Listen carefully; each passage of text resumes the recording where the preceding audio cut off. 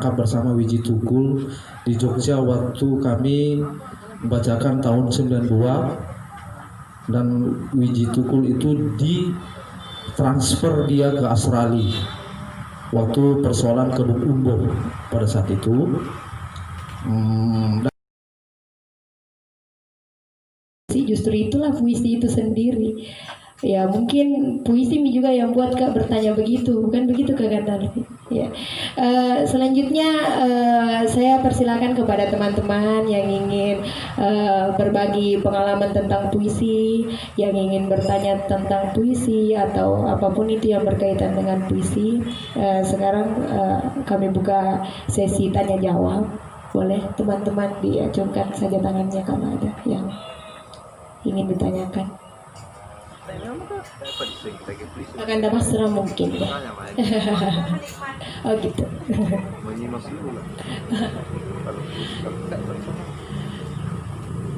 Ada? Kalau tidak ada, saya lagi yang mau bertanya. Karena puisi tidak lepas, jadi sambil teman-teman mempersiapkan pertanyaannya, tidak apa-apa atau ada yang mau bacakan puisinya, boleh. Boleh, Kakak Dalvin coba dengar puisiku, apakah puisi ini baik ataukah apakah puisi ini layak untuk saya bukukan gitu. Sebelumnya karena puisi tidak lepas dari bahasa Indonesia khususnya. Seberapa penting sih penggunaan bahasa Indonesia itu dalam menulis puisi? Apakah kita harus hatam dalam memahami bahasa Indonesia baru kita boleh menulis puisi? Misalnya begini, saya sedang galau, saya ingin menulis puisi, terus saya tidak menemukan kata bahasa Indonesia yang tepat untuk mewakili apa ini mau kubuatkan puisi dari apa yang kurasa, sementara pemahaman bahasa Indonesia aku tidak cukup banyak untuk itu. Bagaimana kira-kira itu Kakak Alvin?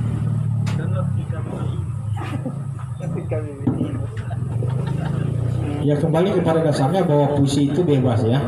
Jadi terserah kita mau menggunakan bahasa apa, tidak masalah menurut saya. Cuman dengan catatan kalau memang niatnya puisi itu dilempar ke ranah umum, mungkin bisa dibuatkan catatan kaki ya.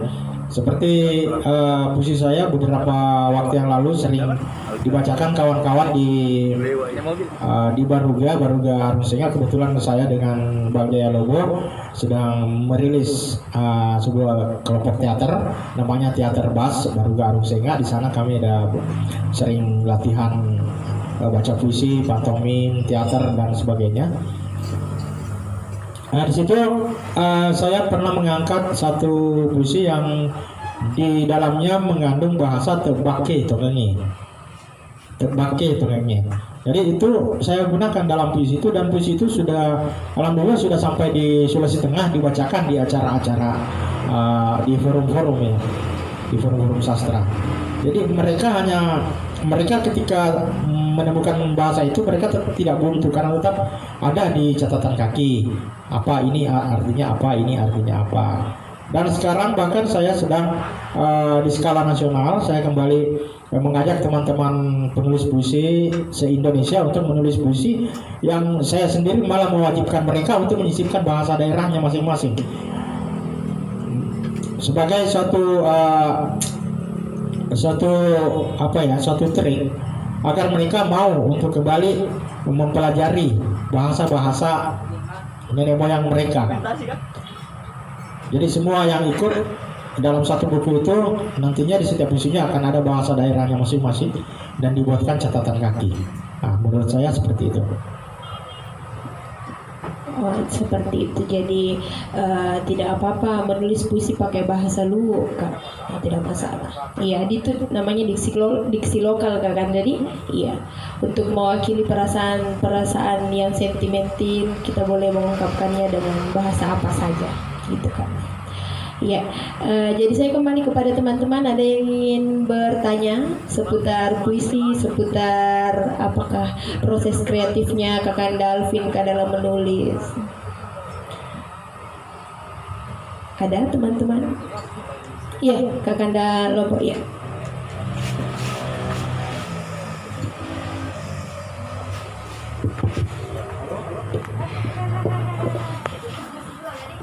Ya, assalamualaikum warahmatullahi wabarakatuh.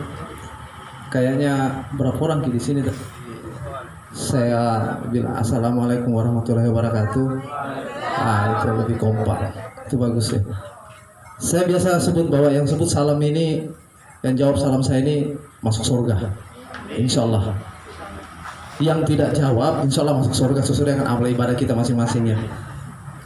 Jadi begini, saya sangat apresiasi, saya sangat senang, saya dapat ilmu baru lagi, dan saya mulai lagi mengungkit memori-memori saya yang sudah lama hilang, terpendam nih, ketika cipi nih dalam kesibukan yang lain, bahwa benar dia bilang abang di sana senior bahwa seperti Wiji Tukul memang dia brutal. Itu saya pernah juga saya ditangkap bersama Wiji Tukul di Jogja waktu kami membacakan tahun 92, dan Wiji Tukul itu ditransfer dia ke Australia waktu persoalan Kedung Umbo pada saat itu. Dan saya, latar belakang saya adalah saya orang sini, saya kuliah di Asdrafi sama isi di Jogja. Saya ambil dunia perfilman dan teater dan seni tari. Jadi begini, pernah saya ketemu dengan mereka, termasuk senior kita lah Sutarji, dengan puisinya yang buat saya itu absurd. Tak tahulah, saya namakan saja itu karena puisi-puisinya itu kalau lukakah kaki kau, kaki aku luka, lukakah kaki kamu, kaki aku kaku-kaku, kan begitu. Kita tidak jelas maksudnya apa. Nah, puisi lahir itu tergantung dari suasana hati orang itu dan di mana beradanya dan kapan saat itu. Maksudnya begini, seperti mungkin dengan Haril Anwar ya, dengan pemberontakan antara itu seperti antara Kerawang dan Bekasi, memang pada saat itu begitu suasana. Nah sekarang kita berbicara tentang perjuangan, puisi tentang perjuangan, kan tidak ada yang tentang pahlawanan kayak sage apa namanya dulu kalau dalam prosa, apa ada sage apa segala gitu kan. Nah bagaimana cara menulis puisi, bagaimana kita ya kalau ada pertanyaan bagaimana kita menulis puisi, kita bagaimana caranya kita memulai untuk meletakkan pena di atas kertas.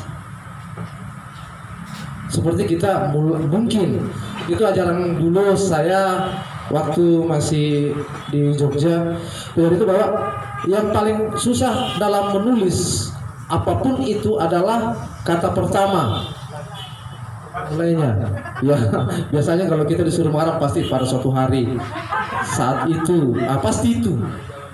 Adakah kata-kata yang lain? Nah inilah untuk penggambaraan imajinasi, seperti yang bilang itu intuitif ya, sudah intuitif. Seperti dengan Karmei, seorang penulis, dia juga ada sedikit sentilan-sentilan puisi di situ bahwa dia tidak pernah menginjak itu namanya Borneo, tapi dia bisa menulis tentang Borneo, Karmei itu.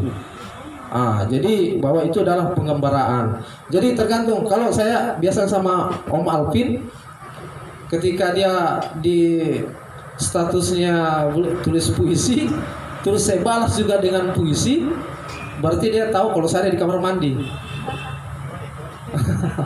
Iya, saya banyak kekurangan saya. Ya, ide saya itu munculnya di kamar mandi. Jadi kamar mandi saya punya kursi di dalam. Jadi saya di situ terbiasa dengan itu. Dan bicara dengan bagaimana dengan puisi-puisi tidak lepas dari sastra. Sastra itu kan motor yang kita pakai Honda. Honda Astra, iya Honda Astra. Honda Astra itu ya. Tapi Honda itu awalnya dingin, lama-lama panas. Tapi semakin lama kita mencoba menulis, lama-lama itu semakin panas otak kita untuk menulis dan semakin panas kita untuk berkarya terus. Jadi kita mulai kayak seperti Honda Sastra itu kan. Honda Astra. Iya toh? Mungkin tantangannya apa? Tantangannya adalah ketika kita menulis, terjadi tulisan kita Mungkin ada bahasa Luwu itu kita penggalah tantang. Ada tantangannya apa tantang? Aku ditantang artinya apa? Ditebar begini tuh, ditantang ini. Jadi asal kita tantang saja. Dimanapun, di beranda kita, dimanapun kita tantang saja supaya orang paham, supaya orang tahu kita. Tuh, jangan sebagai tempat makanan itu. Orang enggak, rantang itu ya. Itu kita simpan saja tempat makanan itu, ke tempat menyimpan itu. Puisi itu jangan kita simpan di situ. Kapan dia orang bisa buka? Nah kalau kita tantang, itu kita bisa lepaskan dan kita makanya tapi saya baru panjang lebar ya. Jadi tapi makanya saya juga promo sedikit. Saya kegelisahan saya ketika saya ditanya teman-teman ketika saya lepas dari pulau orang di sana, saya ditantang apa yang kamu buat, mana kamu ini mau teater, mau mana pantomim, mana film, mau apa segala bla bla bla. Akhirnya saya ketemu Om Alvin. Pertemuan saya sama Om Alvin itu sangat puitis juga ya. Ya, akhirnya saya begini bertekad, yuk Bung Alvin kita bikin teater bas. Jadi disitulah kami belajar, kami mencoba mengangkat beberapa monolog, karya-karya sastra kami angkat di situ. Kebetulan kami waktu itu sudah latihan semua, kami bikin teater rikalnya, puisi rikalnya segala macam kami bikin COVID. Tidak jadi kami pentas. Tapi itu ya kayaknya kalau sudah new normal nih kembali kita melakukan aktivitas dengan protokol itu. Jadi insya Allah kalau teman-teman mau, kami ada di Teater Bas di Baru Garun sehingga kami di situ kami belajar puisi, kami belajar teater, menari kontemporer bisa, dan pantomim dan film. Ayo kita sama-sama, kebetulan otak masih encer-encer sedikit, takut kena masa tua. Jadi sekarang kita begini, saya yakin di sini teman-teman hadir pada sore hari ini adalah orang yang suka menulis puisi, terlepas dari atau tidak kita sama-sama apresiasikan di Teater Bas. Di sini kita diskusi, di sini kita, di sana kita pentaskan. Kita panggil orang untuk nonton. Kita kalau bisa kita bayar orang nonton lah. Kita bayar. Saya paham itu orang menonton itu sangat susah. Ya kan? Ya, kita bayar orang untuk nonton, kasih amplop saja ya isinya. Jadi begitu kami siap. Teman-teman, saya Bung Alvin ini saya juga pernah dengar namanya, tapi siapa? Saya ketemu dia, saya baru tahu ini Alvin Alfonso Ferreira ya. Ya saya baru tahu ini Bung Alvin ya. Saya tidak tahu awal, saya tahu namanya ada ini Alvin, tapi saya bicara ternyata sama orang yang tepat guna ya. Jadi begitu, karena saya lihat karena Bapak Taufik dan Bapak Hidayat sudah mulai lelah, jadi wabillahi taufik wa hidayah. Assalamualaikum warahmatullahi wabarakatuh.